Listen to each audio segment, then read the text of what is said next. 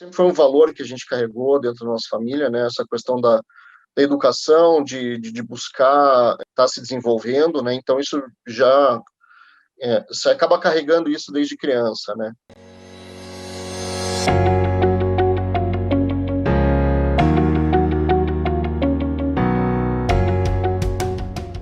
Sejam bem-vindos. Hoje estamos com Augusto Krambeck, gerente de operações de RH da Ardagh Group.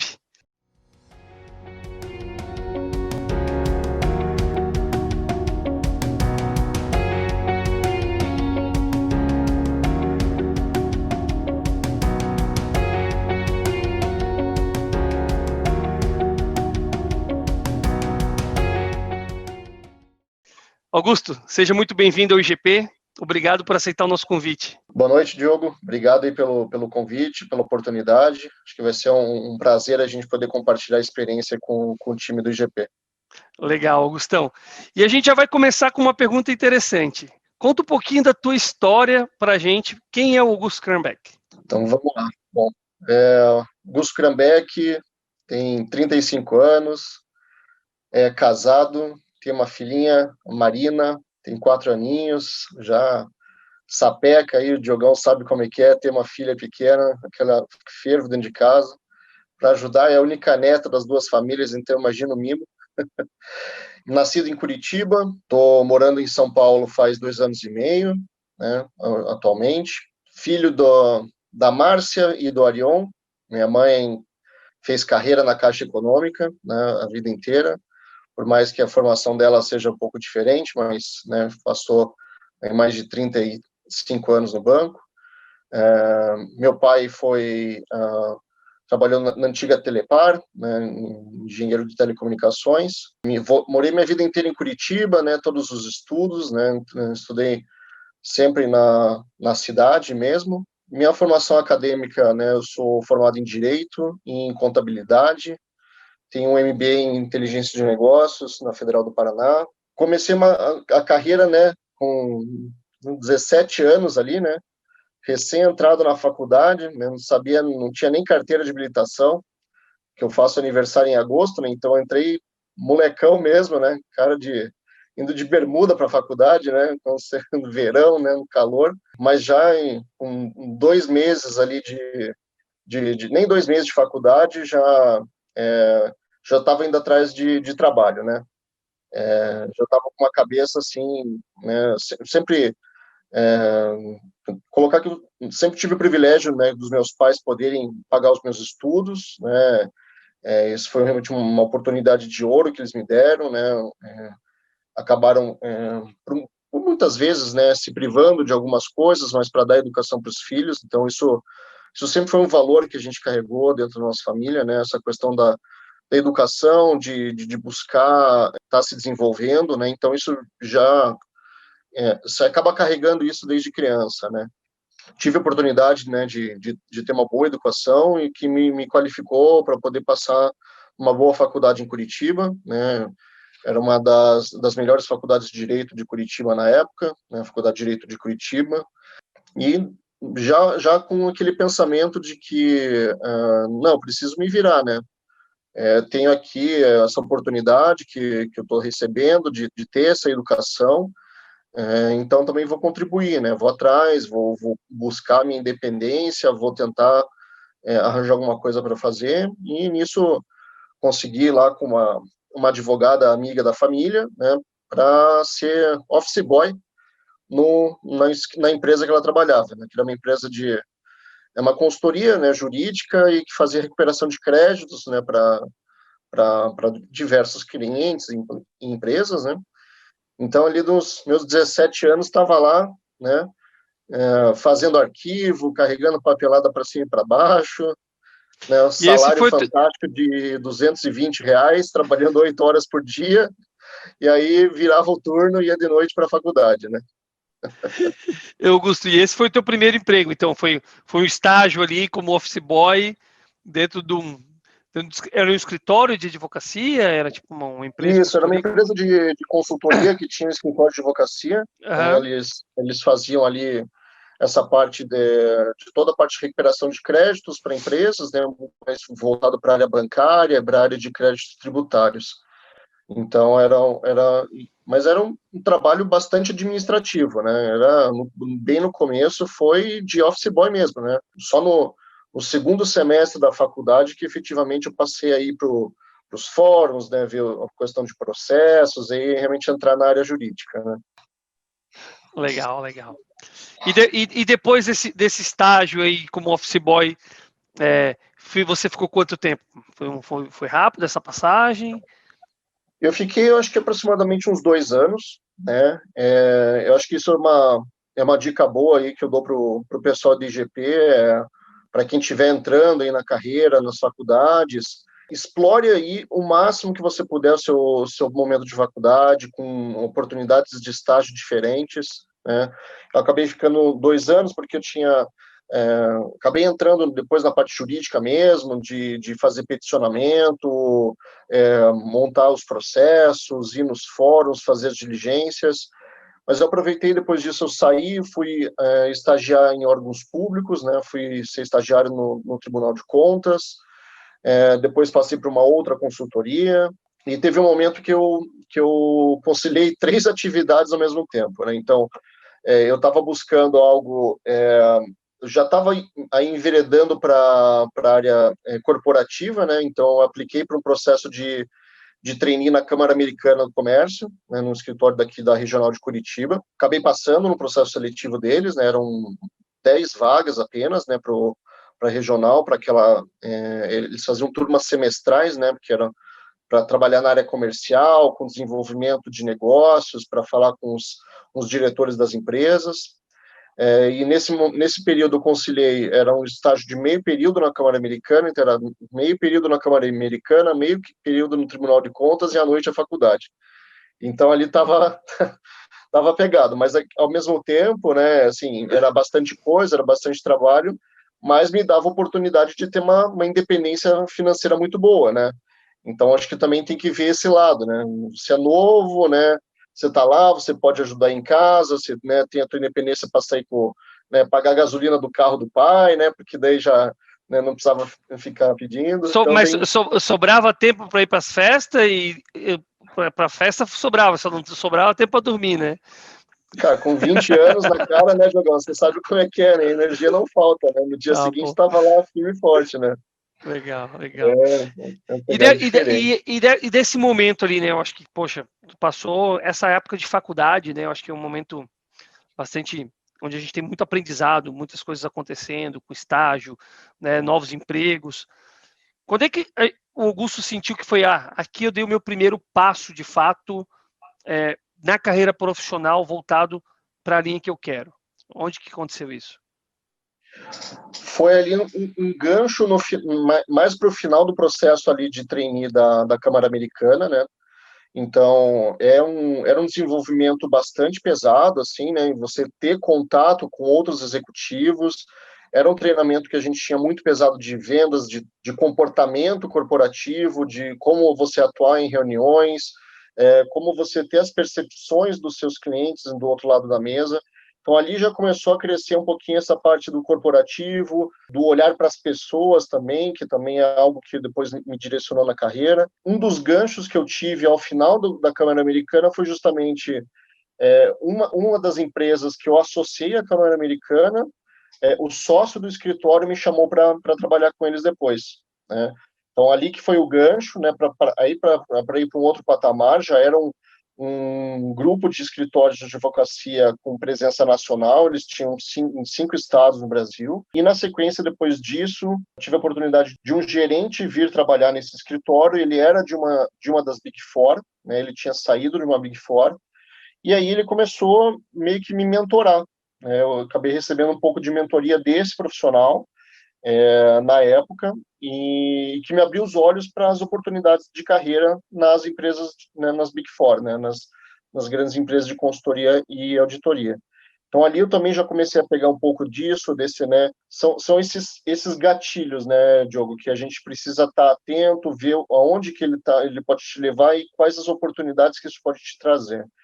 Então, esse profissional ele super me incentivou, ele falou assim, se inscreva para todos os processos seletivos das 4 empresas, qualquer uma que você entrar, você vai estar muito bem, vai iniciar muito bem a sua carreira, né? Vai te dar uma base muito boa para os seus próximos desafios, para as suas próximas oportunidades de carreira.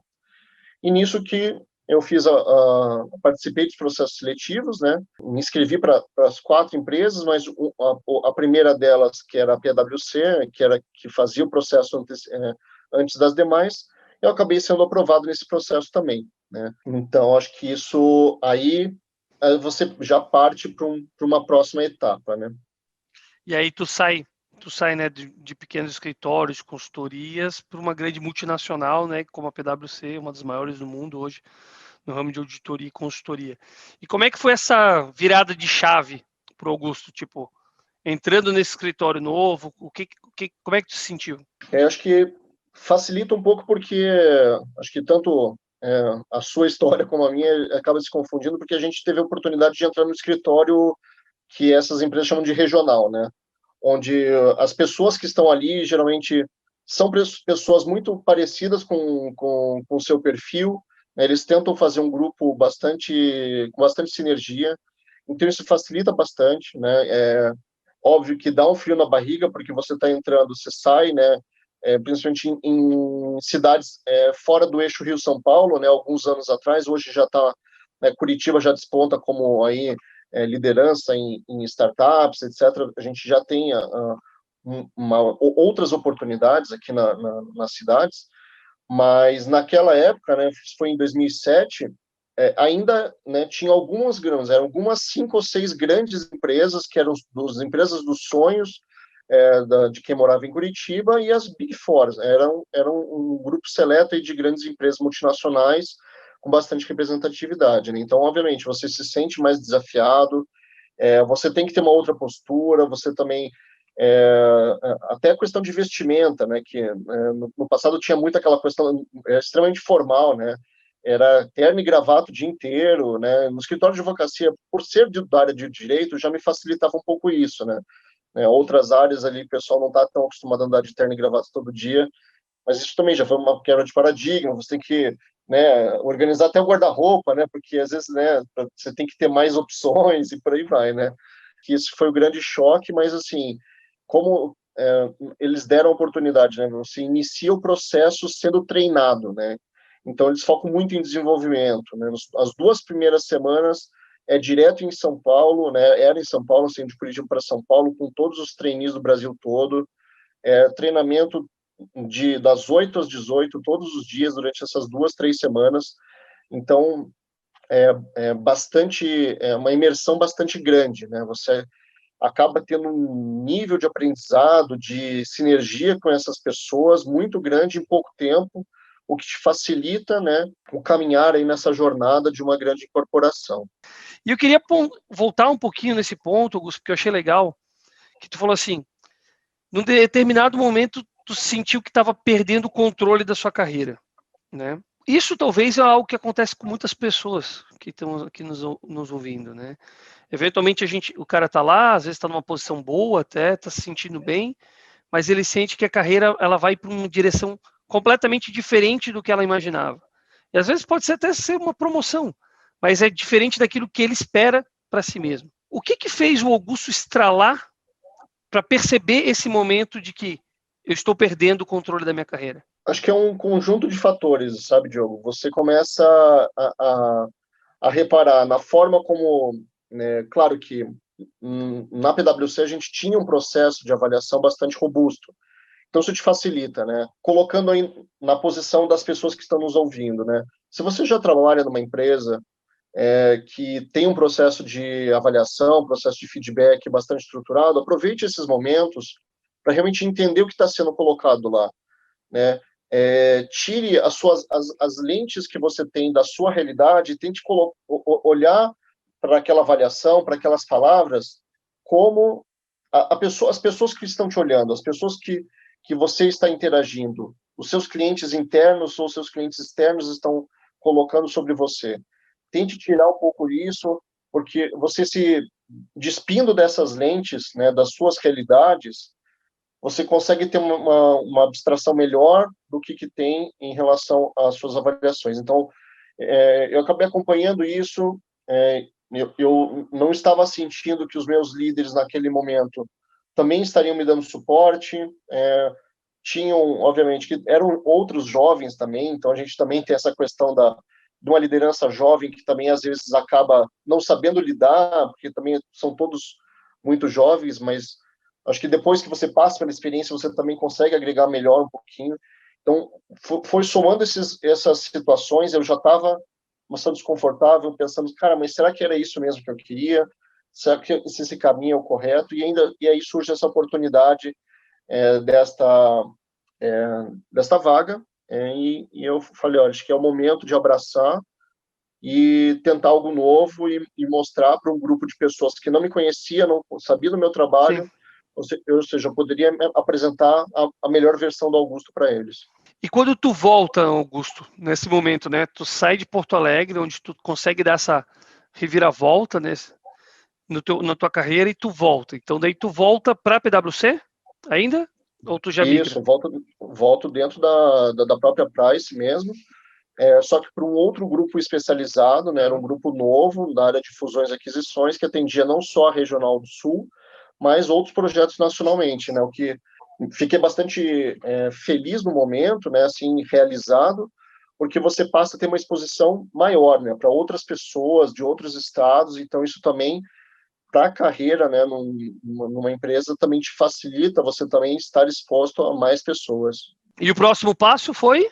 Aí volta um segundo estalo, né? Mas é um estalo positivo né, de você, por ter passado essa experiência, então acho que é um recado para todos, né? Não leve oportunidades ou situações ruins do trabalho como um fim de um ciclo ou alguma outra experiência que não tenha sido favorável para você, leve aquilo como aprendizado.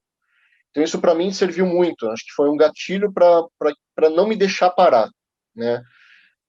Tanto que o meu próximo passo de carreira foi sair da Price para ir para a Ernst, justamente porque eu estava me sentindo acomodado onde eu estava. O trabalho passou a ser, obviamente, chegam vários momentos de vida, de carreira, que você tem uma constância, né?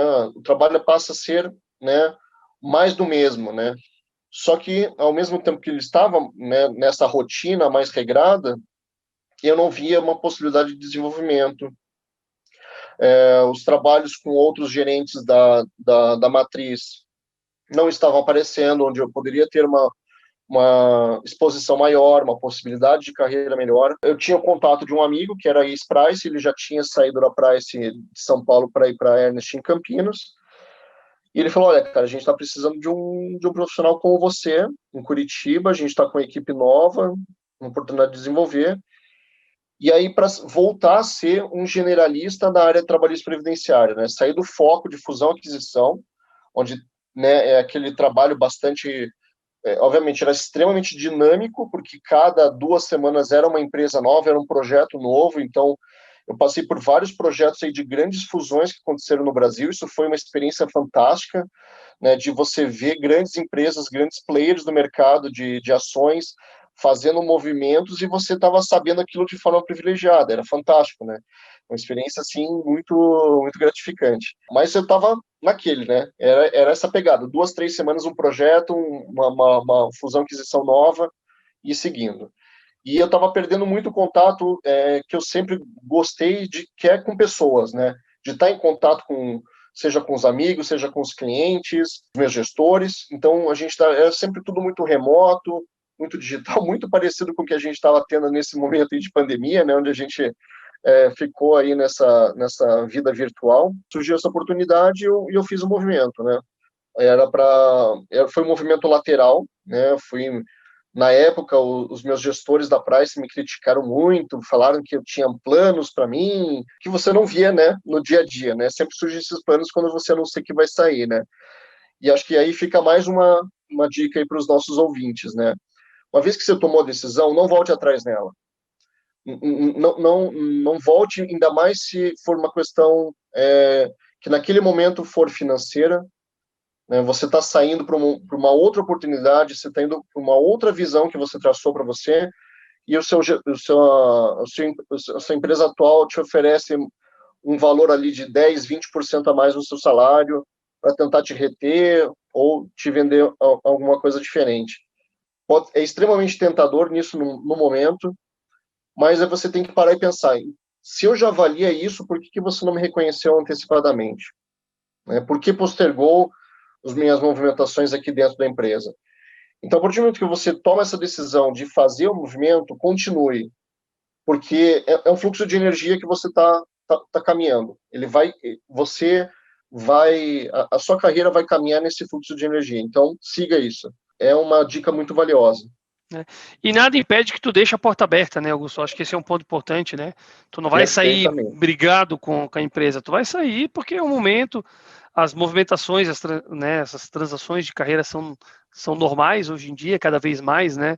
Eu acompanho muito processos seletivos, então a gente acaba vendo que aquela história de grandes sequências de 10, 15, 20 anos, né, de empresas, isso tem diminuído, principalmente com as novas gerações, né? Então é uma tendência mesmo essa movimentação mais constante de jobs, né? E isso gera, acho que uma jornada de experiência, que a gente pode dizer, né? Isso vai trazendo uma bagagem para você também de novas carreiras, como tu comentou, né? Tu passou por lá, saiu da PwC, foi para a UI, e dentro da UI tu vai ter certamente desafios diferentes de que tu estava tendo dentro da Price, né? E dentro da UI, quando tu chega, logo em seguida tu é promovido a gestor, certo? Como é que foi essa mudança de chave? Ser gerente, gerir pessoas. Acho que a grande mudança acho que dentro dessas carreiras de consultoria você já passa a fazer gestão muito cedo, né? Claro que você está com a capinha de gerente, né? Vamos dizer assim, realmente é um peso diferente, né? Acho que é uma outra responsabilidade, né? E além da gestão de pessoas, é a gestão do negócio, né? Eu acho que ali na UI que eu passei a ter mais ainda do que antes a percepção de ser como os próprios sócios nos falavam, o dono da loja, né?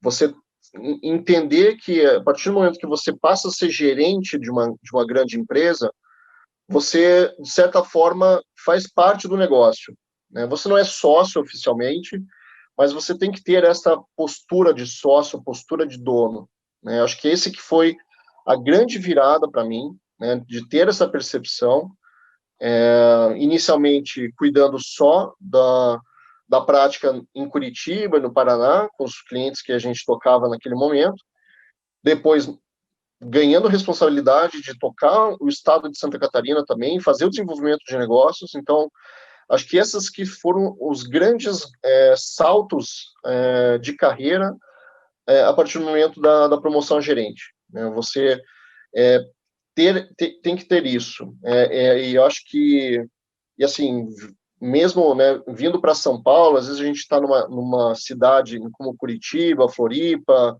né, outras cidades, grandes cidades dos estados, mas se for comparado ao eixo Rio-São Paulo, ainda com uma prática de negócios um pouco mais restrita. Mas, às vezes, por incrível que pareça, mesmo vindo para cá, às vezes eu tinha a percepção de que as nossas posturas como gerentes acabavam sendo um pouco mais completas, porque a gente tinha que estar mais realmente dono, né? Tá agarrando o negócio junto com no nosso dia a dia. Acho que principalmente essa questão de maturidade, né? A partir do momento que você passa a ser, não digo nem só como gerente, como líder de equipe, né? Quando você passa a ser ou um coordenador ou um supervisor de determinada área, você tem que saber separar muito. E acho que é esse que é o grande aprendizado, né? Você deixa de ser, você perde prerrogativas, né, de um funcionário, de um colaborador CLT, você passa a ser o líder daquela equipe. As pessoas vão passar a olhar para você como um representante da empresa, né? Além de gestor das pessoas que você vai ter que cuidar, você também parte da empresa. Então, a sua voz passa a ser a voz da empresa. Então, você também tem que ter essa maturidade, esse cuidado no trato desses assuntos do dia a dia, né, que eu brinco, né? Quando você vira coordenador, supervisor, gerente, você perde algumas prerrogativas que você tem que deixar só para a conversa do bar com os seus melhores amigos. Exatamente. E se a gente fosse listar, Augusto, né? Eu acho que não se limite até essa etapa da jornada que a gente está, mas pode pegar suas jornadas futuras também. Se fosse listar 3 características de um bom líder, né? Ou de um bom gestor, quais seriam essas características? Aí é difícil, né, Diogão? Só 3, né? Não, brincadeira. Acho que, assim, particularmente do meu ponto de vista, aí trazendo muito para né, o meu modelo de gestão que eu tenho, né, diferente dos líderes que eu tive, né, particularmente eu busco muito empatia, né, você se colocar no lugar dos outros, não só da sua equipe, mas do coletivo onde você está fazendo parte, né, independente se você vai receber isso de volta ou não. É uma questão de respeito, de atenção para com o próximo, uma coisa que, assim, no nosso dia a dia a gente tem que buscar muito, é pegar o quê? Pegar o celular, cara, deixa do lado, olha no olho da pessoa. Então, essa empatia verdadeira é muito importante. E são essas pequenas gotinhas diárias que vão criando a confiança, que vão criando a estrutura de time, nessa atenção verdadeira para com o seu time. Então, eu acho que a empatia, para mim, né, com esse olhar, acho que é a base de vários relacionamentos, né? E até trazendo uma situação agora, né? Faz pouco mais de um ano que eu estou nessa posição atual, pegando um time, né, que vinha há 3 anos com um turnover de quase 50% na equipe. Então, estruturar isso, olhar as pessoas, olhar os medos e os receios que essas pessoas tinham, como que você pode ajudar. Então, foi muito importante essa característica nesse momento para você estruturar, alicerçar. Desde a minha chegada, a gente não teve nenhuma saída no time, justamente por isso. Acho que esse contato pessoal, você abrir, imagine, eu fiquei 3 meses fisicamente com o meu time e depois todo o restante desse período virtualmente. Então, você tem que ter realmente esse olhar verdadeiro para as pessoas, para estruturar um bom time, né? Fazer, dentro do possível, a gente buscou fazer algumas dinâmicas com um mediador para nos auxiliar. Então, acho que esse é um ponto assim, primordial para mim.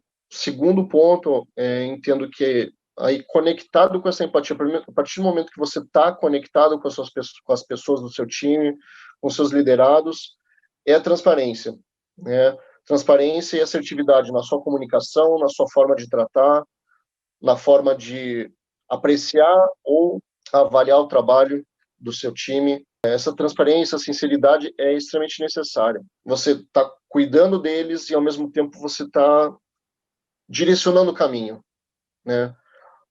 De forma objetiva, transparente, pontuando exatamente o que aconteceu em determinada situação e, obviamente, essa transparência conectada com o momento. Não adianta você ser super transparente, objetivo, no final do ciclo de avaliação, um ano depois da situação que tem acontecido. Você precisa trabalhar isso naquele momento, né? Essa tempestividade, assertividade da liderança, né? Aí temos E acho que empatia, transparência, e o terceiro seria? eu acho que a gente poderia colocar como não é a palavra certa, né? Autodesenvolvimento, mas é uma inquietude, né? Você não parar de buscar, né? Aquilo que a gente estava falando, né? É o extra mile, né? Você está sempre, né? E ao passo, quando você passa a ser líder, eu coloco até um autodesenvolvimento, porque tem muitas questões que você tem que sair do seu técnico, da área técnica, né? A partir do momento que você passa a ser líder, você tem que buscar outros conhecimentos. Você tem que buscar coisas fora do padrão, entendimentos de psicologia, entendimentos de autoconhecimento, de autodesenvolvimento. Então, acho que esse é um ponto primordial para os líderes. E quando A gente comentou lá ainda voltando, né, no momento de carreira de um consultor, de um analista, não quer dizer que você tem que ficar fazendo hora extra a vida inteira, não é isso. E até pelo fato que hora extra, às vezes você está mostrando que você está sendo ineficiente, mas é o seu autodesenvolvimento, é você se preocupar com aquilo. Se eu estou, né, principalmente em momentos de consultor, analista, é você usar o seu tempo para você se desenvolver tecnicamente. A partir do momento que você vira gestor, é você fazer esse desenvolvimento focado em pessoas, focado no negócio, em atuações maiores, né, onde que realmente são os pontos mais relevantes que um gestor vai precisar procurar. Foi excelente, Augusto, excelente. Acho que 3 pontos super, super fortes, né? Essa questão da empatia, essa transparência na comunicação, né? E se desenvolver, né? Desenvolvimento contínuo, educação, né? Eu acho que isso tem um papel muito forte dentro da nossa carreira, né? Como um todo. Tu comentou, né? Tu vem de uma escola de Big Four, né? Que é uma escola que preza por essa questão de desenvolvimento contínuo, né? Eu acho que isso também fica de uma certa forma enraizado, né, na nossa forma na nossa formação, né? E Uhum. aí o Augusto, mas eu quero voltar um pouquinho para a tua história. E aí o Augusto virou gerente, foi por Orlando, fez festa, né? E aí, só para vocês saberem, o Augusto foi a gerente junto comigo na Ernst Young, então nós tivemos o prazer de estarmos juntos em Orlando, né?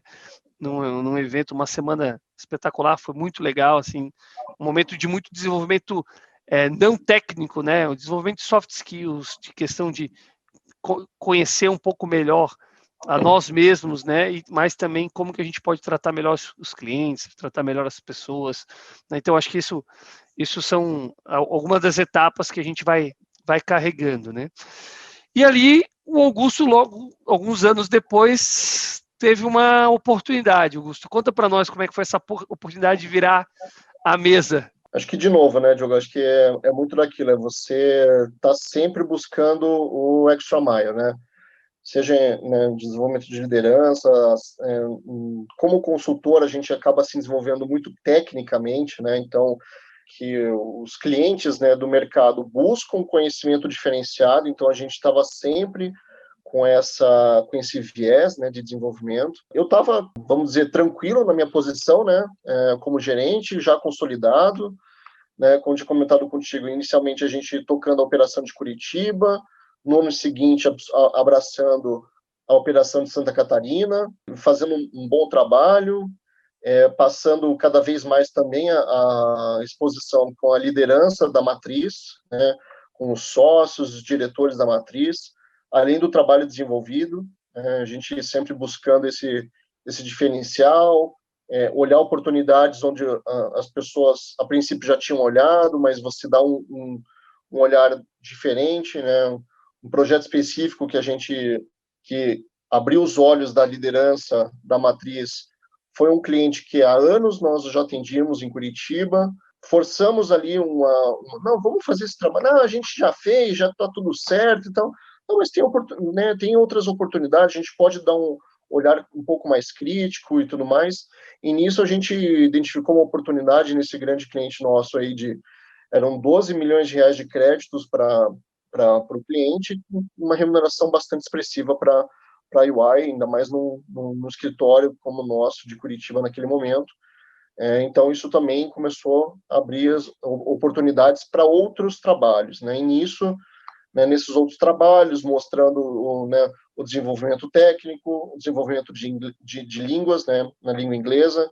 A gente era testado, né, Diogo, a cada 1 ano, 2 anos, né, para isso, então a gente também precisava se desenvolver. Então, bons trabalhos sendo feitos, né, tecnicamente, você fazendo um desenvolvimento em inglês, né, naquele momento era uma das notas mais, no meu caso, era uma das notas mais altas do departamento da área trabalhista inteira no Brasil. Me credenciou a uma oportunidade, né, era um greenfield de um cliente nosso, né, era uma startup que eles estavam abrindo em Curitiba, precisavam de uma posição gerencial, né, era um trabalho também altamente rentável para a UI no momento, mas tudo isso o que é abarcado nesse desenvolvimento contínuo, né? Tá sempre correndo atrás das oportunidades, Ah, mas eu não tenho tempo. Cara, você tem o tempo de colocar.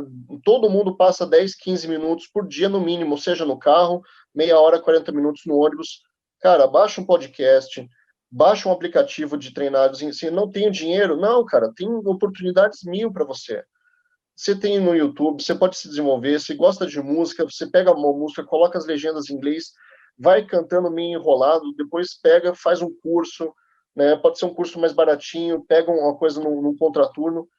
Tem oportunidade para todo mundo e tem muita coisa de graça, né? Tem muitas oportunidades e tem outras que você pode aproveitar, seja através de um incentivo da empresa que você está ou de alguma outra oportunidade de um curso mais baixo, de baixo custo, mas não deixe de correr atrás. Todo mundo tem tempo, todo mundo se desloca e acho que isso é importante, né?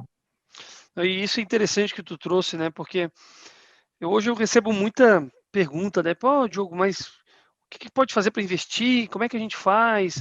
Né? Pô, comecei a ter um dinheirinho aqui, quero saber o que eu posso fazer, né?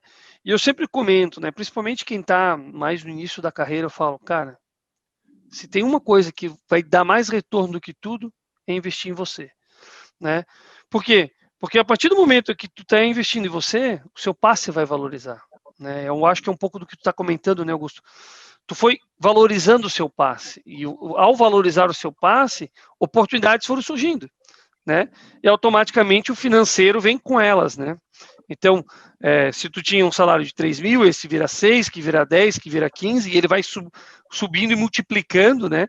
E ele tem um potencial, inclusive exponencial, né, pessoal? Acho que isso é importante vocês terem uma ciência, né? Assim, um gestor, ele ganha em média 3 vezes mais do que um analista e um executivo ganha na média de 6 vezes mais, né? Então, assim, isso é muito interessante que crescer na carreira faz bem para o bolso, faz bem para o conhecimento, faz bem para o ego, então tudo isso é legal, então trabalhar essa parte do autoconhecimento e do ensino é muito importante, né? E aí, Augusto, tu estava comentando uma coisa interessante, tu se preparou, surgiu essa oportunidade, tu falou uma coisa muito importante aqui que foi o idioma, né? A questão técnica, e aí, obviamente, também se expor, né? Tu se expôs, tinha Relacionamento, comunicação, teve isso o mesmo. relacionamento, teve a questão do network, e tu entrou nesse projeto junto a essa startup. E o que aconteceu nesse momento ali, que eu acho que é legal a gente mostrar como é que foi essa virada da mesa, né? Era um projeto para realmente tocar na implementação dessa startup do zero, né? Então, todas as rotinas da área de RH, né? Toda a parte de folha de pagamento, benefícios, rotinas administrativas, políticas, procedimentos, auxiliar no time de treinamento, desenvolver processo de onboarding, assim, tudo que vocês imaginarem da área de RH, a gente fez isso do zero. Eu estava como consultor, tinha algumas pessoas pontuais contratadas né, que a startup já tinha identificado, atuando em conjunto, né? E assim, contato direto com. E aí, obviamente, é aí que o Diogo colocou, né? Essa questão de relacionamento, exposição, comprometimento, independente de eu ser um consultor, é aquilo que eu coloquei. A partir do momento que você passa a ser um gestor de qualquer companhia, coordenador, supervisor, gerente, diretor, você tem que estar sempre com esse senso de dono, senso de pertencimento. Então, foi com esse espírito que eu fui para atender o cliente. Então, eu sentava na mesa com os diretores da startup, justamente para definir as coisas. Eu não podia assinar nada porque era consultor no momento, mas eu ia até o momento que eu poderia. Não abrir a mão disso, né? Obviamente, sem comprometer as nossas políticas de consultoria, né? Até o limite que a gente poderia, mas sempre, olha, tem essa oportunidade, né? Nosso contrato vai até aqui, mas olha, tem X, Y, Z que vocês podem avaliar, né? Com outra empresa ou com algum profissional que vocês podem contratar para trazer essa experiência. Passado isso, foram aí 6 meses de projeto, e ao final desses 6 meses, né, acabou, na verdade foram 6 meses, ao final desse período, recebi uma proposta, né, nosso contato era direto com o time da Inglaterra, né, do cliente que nos contratou, recebi a proposta para continuar com eles. Entendi que aquele momento, como eu comentei contigo, eu estava numa posição extremamente favorável dentro da UI, tinha perspectivas de crescimento, mas eu olhei assim, olha, será que uma oportunidade dessa vai bater na minha porta de novo, né? Eles pedindo, né, confiando no meu trabalho, no desenvolvimento que tinha sido feito. Olha, acho que é o momento. E como eu comentei com vocês no passado, uma vez que você toma essa decisão, siga no caminho.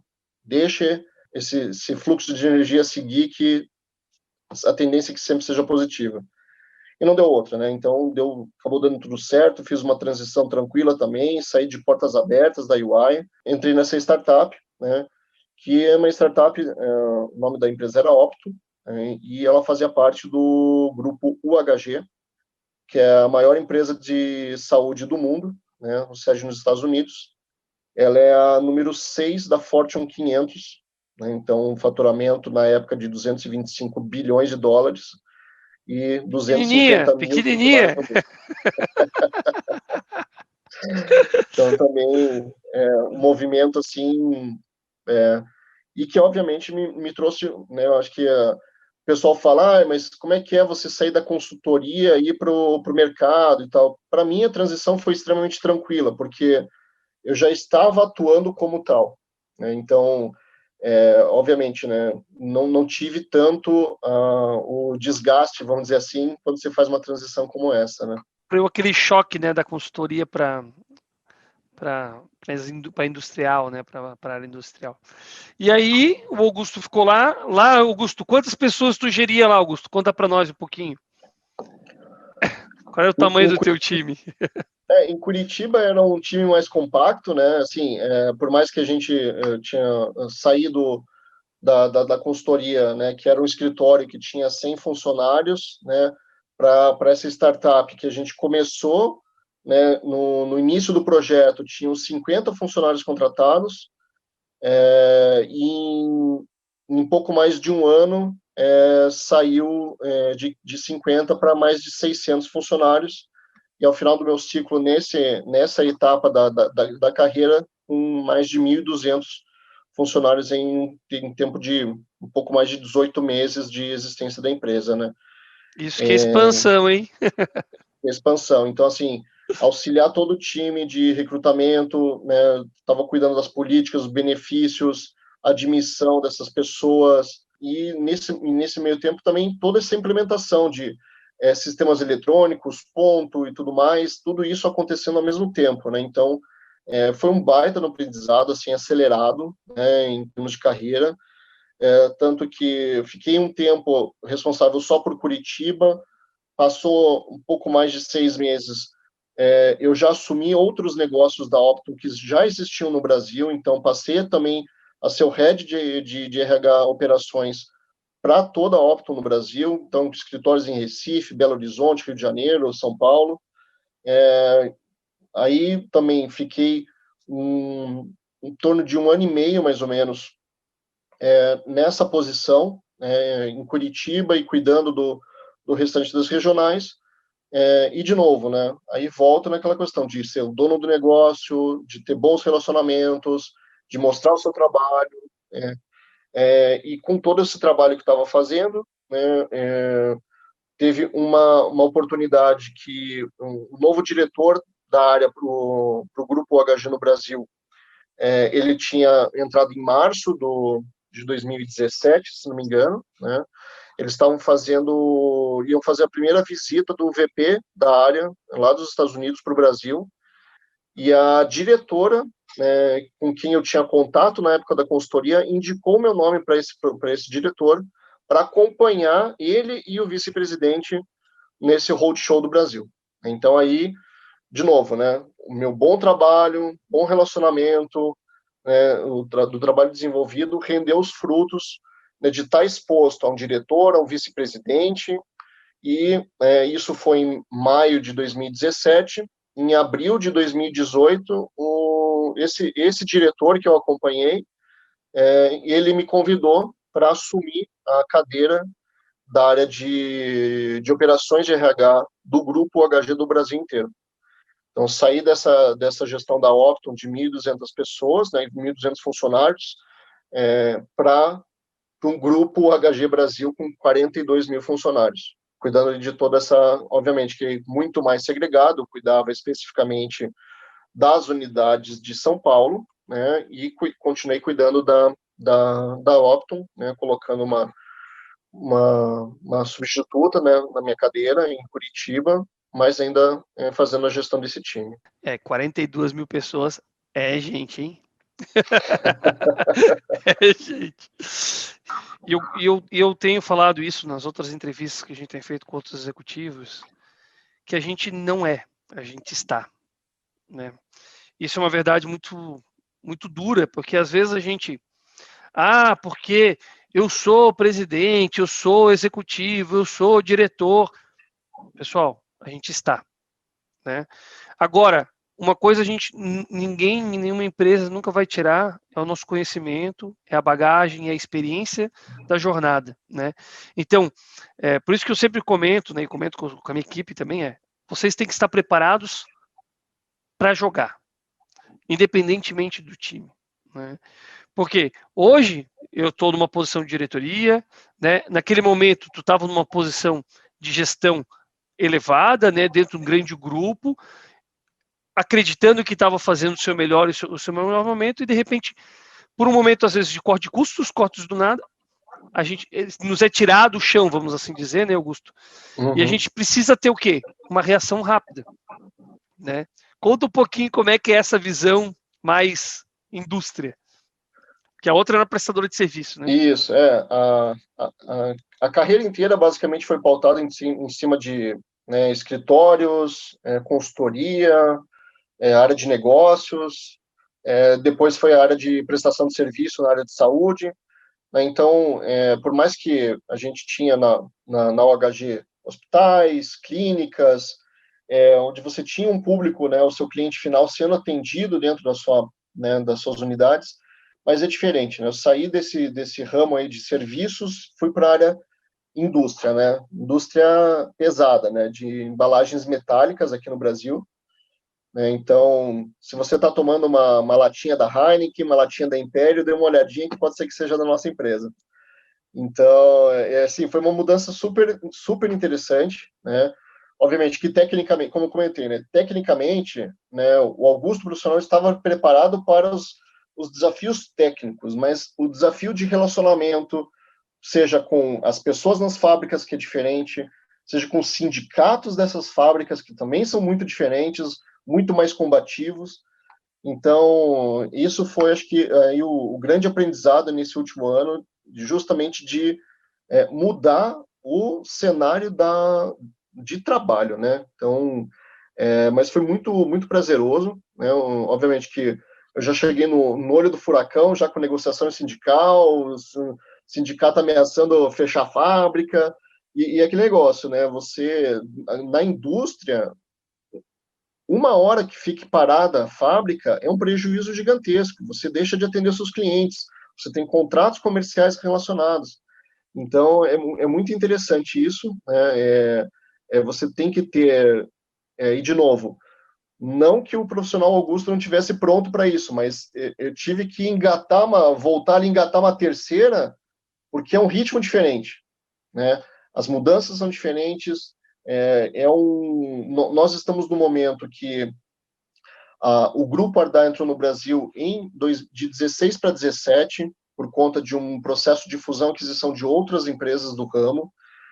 Então, também é um negócio novo para eles, e ao mesmo tempo que é novo, a gente está com essa pegada, assim, né, acho que imagino que o que a gente está passando agora em 2021 é o que o pessoal passou em 2017, que a gente está voltando a ser foco do grupo, por conta dos grandes movimentos que estão acontecendo no mercado brasileiro, e a gente está com uma pegada de startup, a gente está com uma pegada de crescimento. Então, é essa velocidade, né? É a velocidade do negócio, que não pode parar, é a velocidade dos nossos clientes internos, que tem uma demanda mais forte, dos clientes externos, de sindicatos e outras entidades que têm uma pressão muito mais forte do que se tinha na área de serviços. Então, isso tudo, né, também é para sair do status quo, né, sair daquela comodidade, né, que era a área de prestação de serviço, onde você tem lá o escritório corporativo, põe o carrinho no estacionamento, não, aqui tem que pegar, você tem que pegar o carro, tem que ir para a fábrica, tem que pegar o avião, tem que ir para Manaus, tem que ir para Bahia. Então, é uma outra dinâmica, né, é uma outra velocidade. Acho que isso que aí foi a grande mudança, né, de percepção, de mentalidade que a gente precisa ter, né? Acho que essa velocidade de adaptação que você tem que ter para entender o negócio, a velocidade que o negócio precisa que você entregue, continua sendo tecnicamente, em termos de gestão, o conhecimento que você profissional já adquiriu, mas com outra velocidade, com outras prioridades. De repente, a prioridade que você tinha no passado era outra, você tem que inverter as prioridades por conta do negócio. Então, acho que esse foi o grande aprendizado, né, de realmente trazer essa velocidade, essa dinâmica da indústria que é bem diferente da área de serviços. Achei legal que tu comentou que, mesmo sendo, né, uma grande multinacional, né, ela está iniciando seus trabalhos aqui numa pegada muito startup, né? E a gente sabe que, né, a gente tem acompanhado, né, gestores como grandes mini unicórnios, vamos assim dizer, que aconteceram aí no Brasil, né? E a gente tem uma política muito grande, não vou dizer o cultivo, mas a aceitação ao erro, né? Como é que o Augusto vê essa questão hoje dentro do ambiente de trabalho? Aceitação ao erro. Isso é, de fato, pedagógico? Qual que é o impacto disso para o negócio?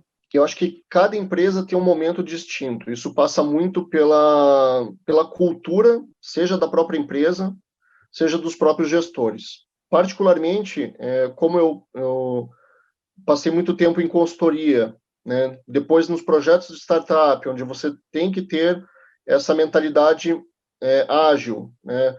Eu estou tentando fugir dos chavões corporativos que a gente tem hoje. Não digo para a gente, assim, fica muito na moda, no modismo de falar assim, vamos usar metodologia ágil. Não, você tem que usar um pensamento ágil. Você tem que pensar em processos ágeis. E você tem que pensar invariavelmente em pessoas. Porque de nada vai adiantar você mexer em velocidade de processos, em velocidade de metodologias, se as pessoas não estão preparadas para isso.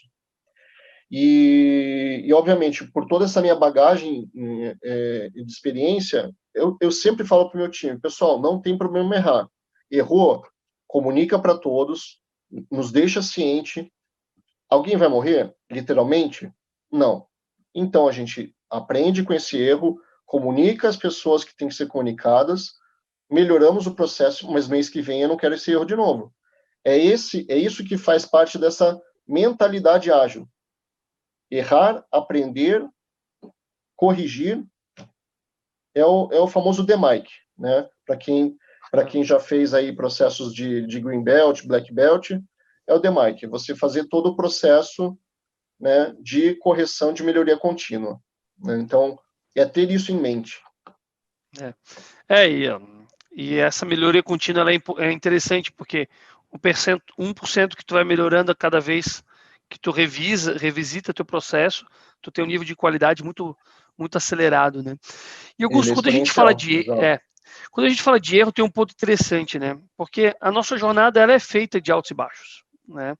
A gente não tem uma jornada linear onde tudo sai perfeito da forma que a gente sempre quis, né?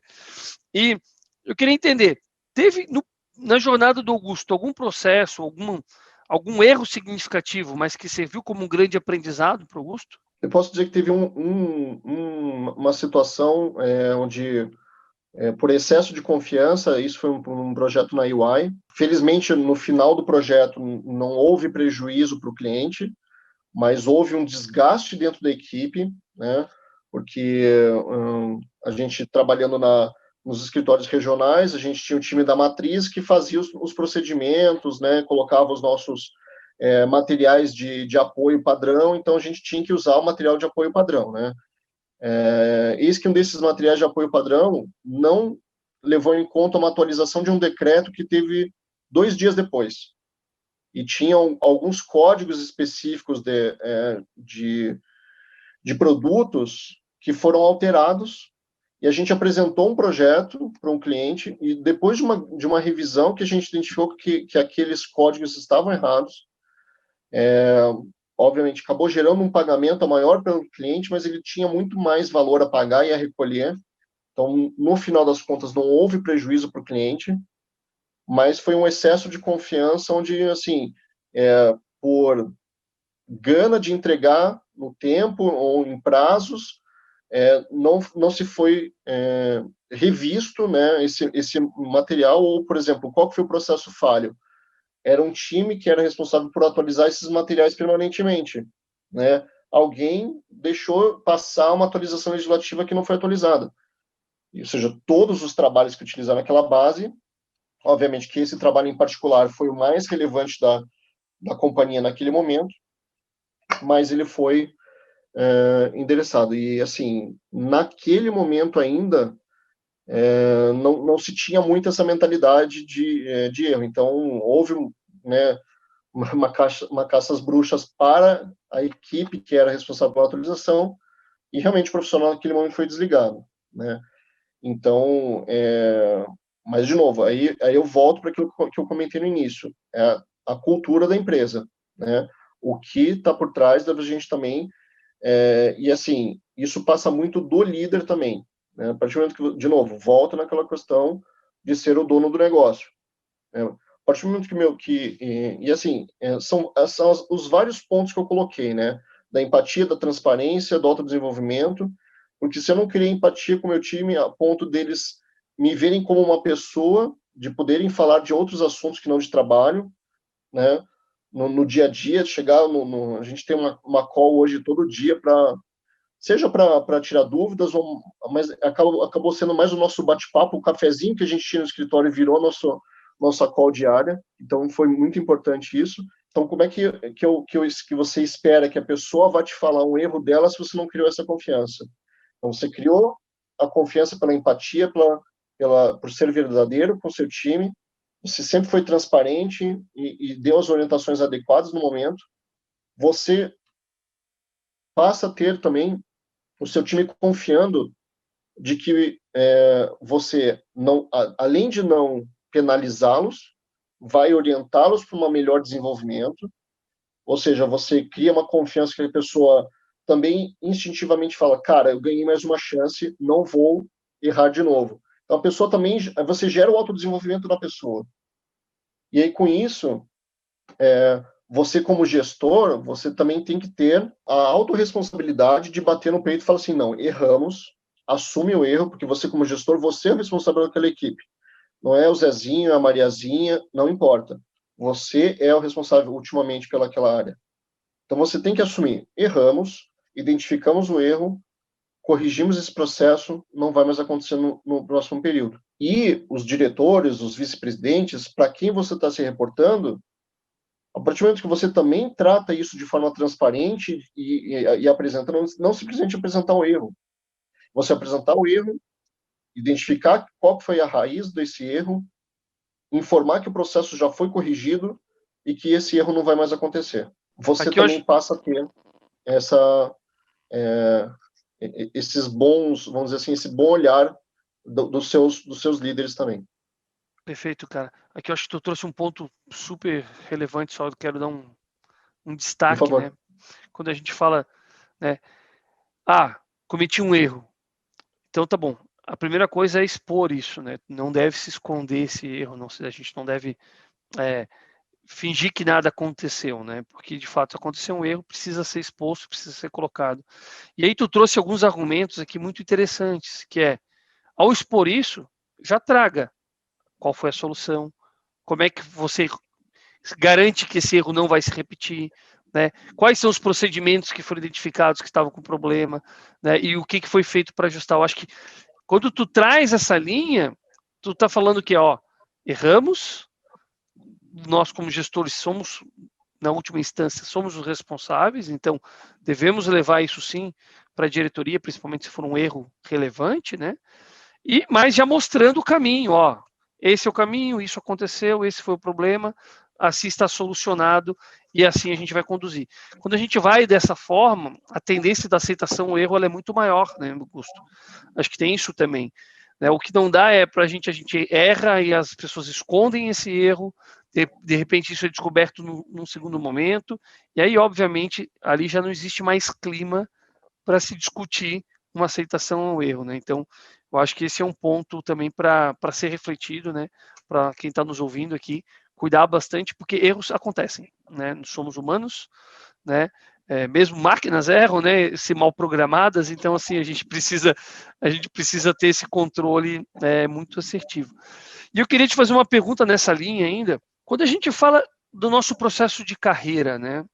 E todo esse processo de desenvolvimento que tu conversou muito aqui, né, de autoconhecimento, qual que seria o principal erro que um profissional não deve cometer na sua carreira? Com certeza é deixar de olhar para você, seja no autodesenvolvimento técnico ou principalmente no seu autodesenvolvimento de consciência, de expansão da sua consciência, de ver outras coisas fora do que tem no seu técnico, porque esses dias eu vi um vídeo aí não sei se o pessoal conhece, é o Simon Sinek.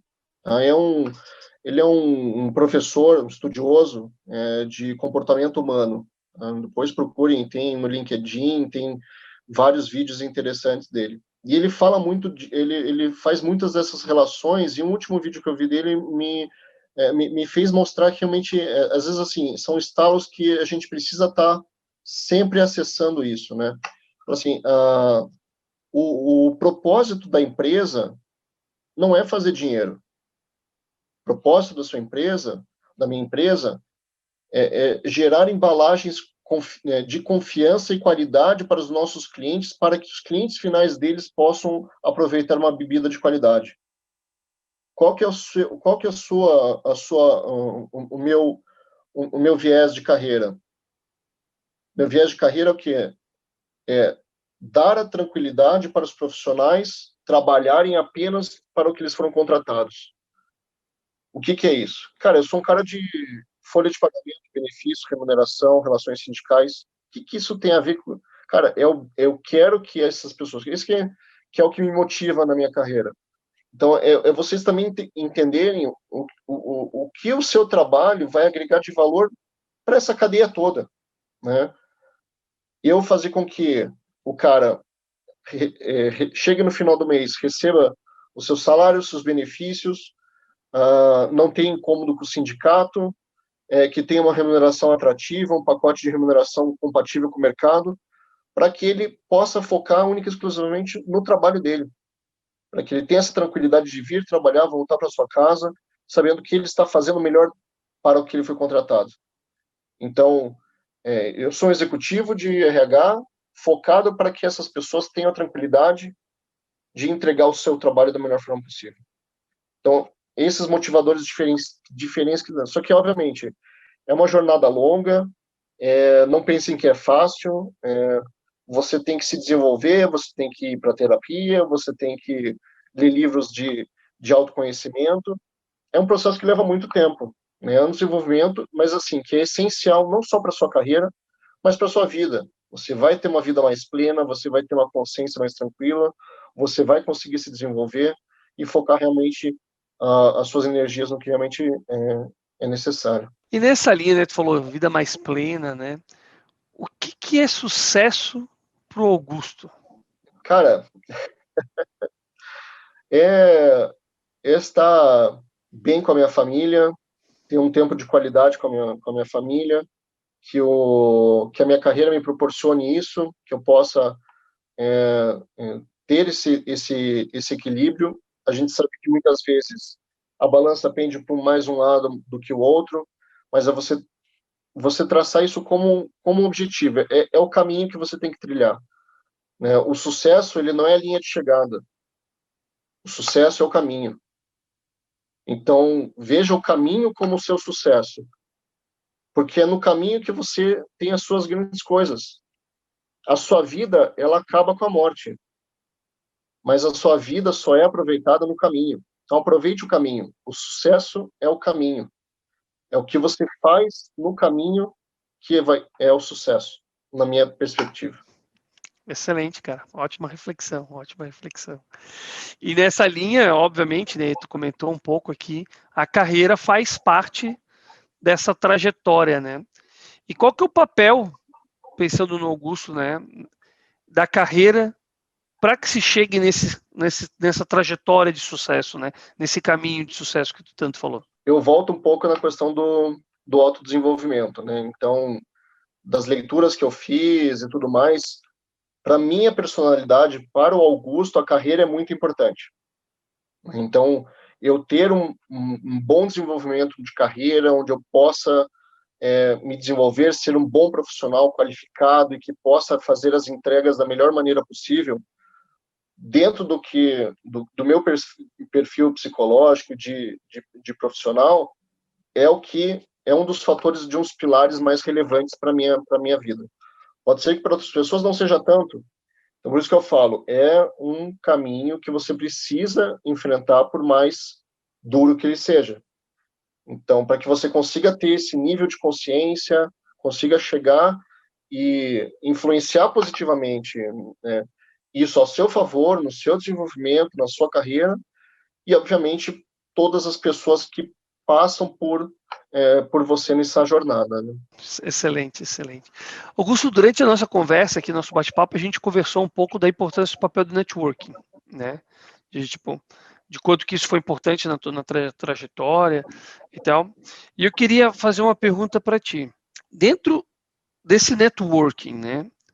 Qual que é o papel do mentor para a construção da sua carreira? Ele tem um papel, assim, importante, principalmente em alguns momentos, assim, da sua carreira, onde ele, às vezes, por mais que você... Porque tem momentos da sua vida, não digo nem na carreira, mas na vida, que você também não consegue focar naquilo, né? Principalmente a questão de autodesenvolvimento, que é profunda, que às vezes você mexe com demônios internos e tal, você precisa ter realmente, né, alguém de suporte, alguém que tenha mais experiência ou que também tenha tido a oportunidade de estudar mais e te dar, às vezes, um norte, né, te dar uma orientação, mostrar um pouco a forma diferente que você tem que ver as coisas. Então, com certeza, é muito importante, tem que estar sempre alinhado, né, você, daí, de novo, não, a pessoa não pode simplesmente colocar, seja o mentor, seja o influencer, seja o youtuber, num pedestal como uma verdade plena. É uma pessoa que ele vai te dar um caminho, que ele vai te dar uma luz, que ele vai te dar uma palavra, e que às vezes é aquilo que você precisa para startar um gatilho para um próximo passo de desenvolvimento, ou para uma mudança na carreira, né? De repente, por exemplo, aquele meu amigo que me abriu os olhos, cara, vem aqui para a UI, pô, tem muitas oportunidades, é um momento que para a área ela está no foco, os líderes estão olhando para isso, então foi uma pessoa que naquele momento me deu, cara, é isso, né? Cara, eu tô nesse aqui, meu papapá, tô fazendo aqui, tô com resultados excelentes, mas qual que é o próximo passo? Onde que eu vou? Eu vou querer ficar só com isso, né? Será que isso aqui vai me levar para onde eu estou hoje? Não sei, pode ser que sim, mas naquele momento foi a pessoa que me deu a orientação que eu precisava. Então, acho que, assim, é extremamente necessário. E dentro dessa linha, né, eu acho que da mentoria, que talvez não é dar o caminho, né, mas talvez fazer a pessoa refletir sobre o caminho a ser discutido e talvez compartilhar um pouco da sua experiência, né? Como é que tu vê essa questão da troca de experiência com pessoas mais seniors, né? Qual a importância disso, né? Talvez até um pouco do que a gente está fazendo aqui hoje também, né? Compartilhando um pouco da nossa experiência, dessa jornada, da sua jornada, dessa trajetória com outras pessoas. Não, é extremamente importante, né? Porque por mais que às vezes esses profissionais, né, na realidade de hoje, né, a gente às vezes vê alguns jovens já desdenhando, inclusive, de alguns profissionais mais sêniores, né? por questões outras, né, de tecnologia ou de facilidade de comunicação, porque se bate com o Teams ou com o Zoom, que não sei o quê, que o microfone. Então, assim, a gente, aí de novo, eu volto para aquele pilar que eu falei, né, da empatia, né, da empatia para com os seus liderados, mas para a empatia com a senioridade, com a experiência. Por exemplo, o quanto que essas pessoas passaram, né? Hoje, por exemplo, a diretora da minha área, ela tem 20 anos de empresa, ela passou por poucas e boas nesse Brasil, imagine nos últimos 20 anos o que não enfrentou, né?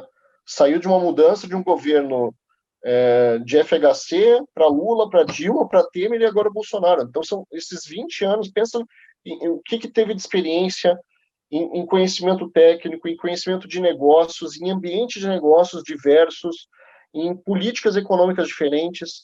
São outras percepções macro que nenhum técnico ensina.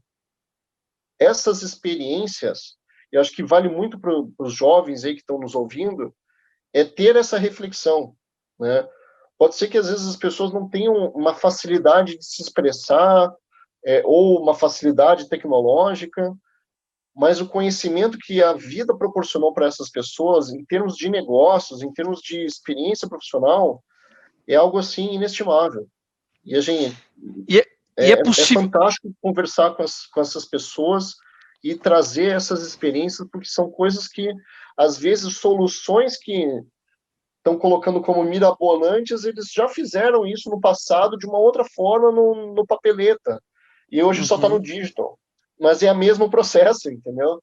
E assim, é interessante ver isso, né? Acho que vale muito a pena para quem está nos ouvindo colocar a mão na consciência para esses momentos, né? E olhar com esse olhar diferente, né? E dentro dessa linha, então, pelo que tu está me falando, é possível ou não é possível? Então, vou colocar aqui, vou deixar você definir. Se é possível ou não é possível receber ou aprender, né, com esses erros e acertos que foram realizados por essas pessoas mais sêniores. Como é que tu vê isso? Não, com certeza, assim, com certeza é válido, né, e com certeza vai agregar, só que o que eu falo é o seguinte, você se colocar naquela realidade daquele momento, entender o que esse aprendizado daquele momento pode trazer de consciências ou de mudanças de processos para o agora. E, obviamente, a pessoa vai dar um exemplo do telefone, vai dar um exemplo da papeleta, e você tem que pensar, porque nós que estamos nessa posição nesse momento, que somos responsáveis por fazer isso, pegar essa experiência, esses conceitos, essa vivência, e traduzir para as realidades que nós temos agora e as ferramentas que nós temos agora.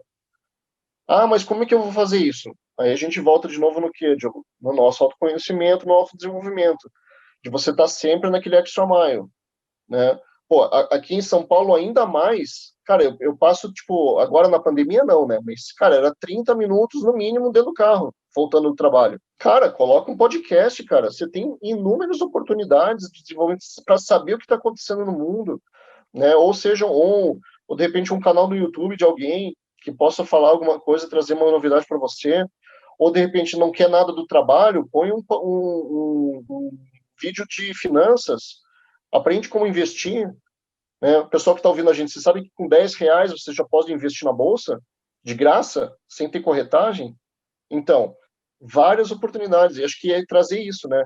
Você usar esse seu tempo a favor, né? Tá sempre com esse passo à frente do que está acontecendo. Tem coisas que estão acontecendo lá nos Estados Unidos, na Europa, que às vezes vão levar algum tempo para chegar aqui no Brasil. Não vai ser de uma hora para outra. Mas você já está com aquilo na cabeça. E quando vier aqui essa oportunidade para cá, seja via sistema ou via alguma outra, né, um app, alguma coisa diferente, você já vai estar, opa, realmente eu tinha escutado isso, dá para fazer dessa forma, a gente pode aproveitar isso para a empresa. Então, você também olhar isso, né, é aquilo que você vai ganhando o seu corpo profissional, que é o que ninguém vai te tirar, né? Augusto, excelente, cara. Excelente, excelente, excelente. Muito obrigado. Na verdade, eu queria ver se tu quer deixar alguma dica ou algum aprendizado que tu teve, seja durante a sua jornada, mas que serviu aí, que tu ouviu ou que tu recebeu de algum mentor, mas que serviu fortemente para a sua carreira. Teve algum aprendizado ou alguma dica? A gente sabe que tem muitas empresas hoje que têm benefícios de educação continuada, seja no desenvolvimento de idiomas ou de algum curso de extensão ou até faculdade. Vá atrás de tudo isso que a sua empresa te oferece. Veja os requisitos que ela pede para que você tenha. Aproveite isso, né? Porque eu tive a oportunidade de fazer contabilidade paga pela empresa e uma parte do meu MBA pago pela empresa, né? Metade do curso, né? E a outra metade eu investindo, né? Então, claro, você também não pode esperar que a empresa vá fazer tudo por você, né? Se existe essa oportunidade, fantástico. Se não existe, será que não existe uma bolsa na própria faculdade ou uma parceria que a gente possa procurar? Ou de repente, se não existe nada, você até fomentar isso na sua empresa, falar com o time de RH, fazer uma parceria para desconto em faculdade. Olha, tem um potencial de 100 empregados aqui, funcionários que podem estar nessa faculdade. Então, assim, ter essa gana de buscar, de estar sempre indo atrás, que, de novo, isso só vai agregar você como profissional, né? Ninguém vai te tirar isso, e esse desenvolvimento né, vai render os frutos aí para sua carreira no futuro. Augusto, eu deixo para ti a última pergunta. Tem alguma pergunta que eu não te fiz, mas que deveria ter sido feita? Não, Diogão, acho que você conduziu super bem, cara. Parabéns aí pela iniciativa, para você, para o pessoal do IGP.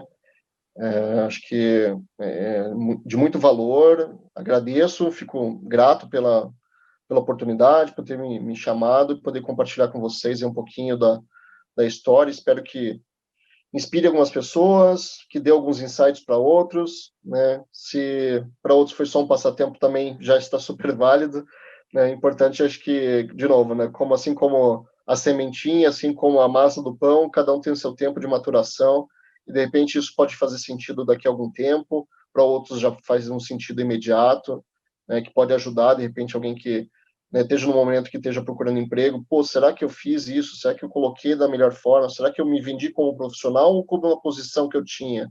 Né? Então, né, espero que isso, de alguma forma, possa tocar os nossos ouvintes aí. Excelente, meu caro. Muito obrigado. Pessoal, esse foi Augusto Krambeck. Obrigado, meu querido. Parabéns. Valeu, Diogão. Um grande abraço. Nos vemos no próximo vídeo. Até mais. Tchau, tchau.